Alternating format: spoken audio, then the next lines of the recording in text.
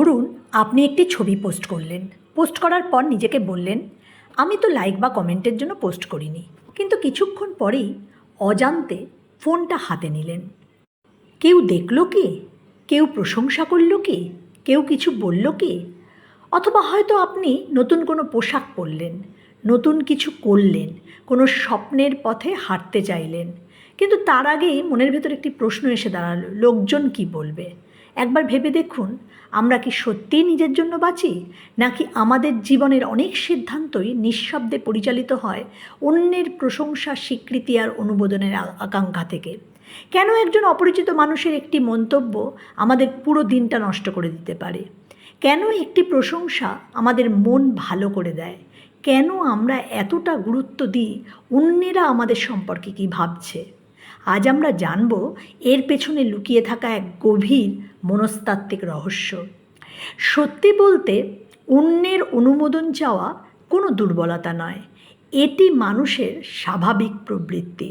হাজার হাজার বছর আগে যখন মানুষ ছোট ছোট গোষ্ঠীতে বাস করত, তখন একা বেঁচে থাকা প্রায় অসম্ভব ছিল। খাবার সংগ্রহ, শিকার, নিরাপত্তা সব কিছুর জন্য গোষ্ঠীর প্রয়োজন ছিল। যদি কেউ গোষ্ঠী থেকে বিচ্ছিন্ন হয়ে যেত, তার বেঁচে থাকার সম্ভাবনা অনেক কমে যেত। তাই মানুষের মস্তিষ্ক ধীরে ধীরে এমনভাবে বিকশিত হয়েছে যাতে সে অন্যের গ্রহণযোগ্যতা ও স্বীকৃতিকে অত্যন্ত গুরুত্বপূর্ণ মনে করে। অর্থাৎ আজ যখন আপনি অন্যের প্রশংসা পেতে চান, তখন আসলে আপনার মস্তিষ্ক সেই প্রাচীন বেঁচে থাকার প্রোগ্রামই অনুসরণ করছে। মনোবিজ্ঞানীরা বলেন, যখন কেউ আমাদের প্রশংসা করে, সম্মান দেয় বা গ্রহণ করে, তখন মস্তিষ্কে ডোপামিন নামের একটি রাসায়নিক নিঃসৃত হয়। এটি আমাদের আনন্দ, তৃপ্তি এবং সাফল্যের অনুভূতি দেয়। এই কারণে একটি ছোট্ট ভালো হয়েছে কথাও আমাদের মুখে হাসি ফোটাতে পারে। কিন্তু এর উল্টো দিকও আছে। যখন কেউ আমাদের সমালোচনা করে, প্রত্যাখ্যান করে বা অবহেলা করে, তখন মস্তিষ্ক সেটিকে শুধু মতামত হিসেবে দেখে না, অনেক সময় সেটিকে বিপদ হিসেবে অনুভব করে। তাই সমালোচনার একটি বাক্য আমাদের মনে দিনের পর দিন থেকে যায়। আজকে সোশ্যাল মিডিয়ার যুগে এই প্রবণতা আরও বেড়েছে।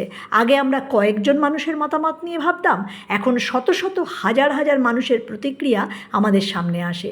একটি পোস্টে কম লাইক পড়লে অনেকেই মনে করেন তিনি যথেষ্ট ভালো নন, কিন্তু বাস্তবে একজন মানুষের মূল্য কখনোই লাইক, কমেন্ট বা ফলোয়ারের সংখ্যায় নির্ধারিত হয় না। সবচেয়ে বড় সমস্যা শুরু হয় তখন, যখন আমরা নিজের পরিচয়কে অন্যের মতামতের উপর দাঁড় করিয়ে ফেলি। তখন আমরা নিজের ইচ্ছে মতো নয়, অন্যের প্রত্যাশা অনুযায়ী বাঁচতে শুরু করি। আমরা এমন পোশাক পরি যা অন্যেরা পছন্দ করবে, এমন সিদ্ধান্ত নিই যা অন্যেরা সমর্থন করবে, এমন জীবন যাপন করি যা অন্যের চোখে ভালো দেখাবে, আর ধীরে ধীরে নিজের আসল সত্তাটাকেই হারিয়ে ফেলি। একবার ভাবুন, যদি পৃথিবীর সবাই আপনাকে পছন্দও করে, কিন্তু আপনি নিজেকে পছন্দ না করেন, তাহলে কি আপনি সত্যিই সুখী হতে পারবেন? আবার যদি পৃথিবীর কিছু মানুষ আপনাকে অপছন্দও করে, কিন্তু আপনি নিজের মূল্য বুঝতে পারেন, তাহলে কি তাদের মতামত আপনার জীবন থামিয়ে দিতে পারবে? সম্ভবত না, কারণ প্রকৃত আত্মবিশ্বাস জন্ম নেয় তখনই যখন আমরা নিজের মূল্য বুঝতে শিখি।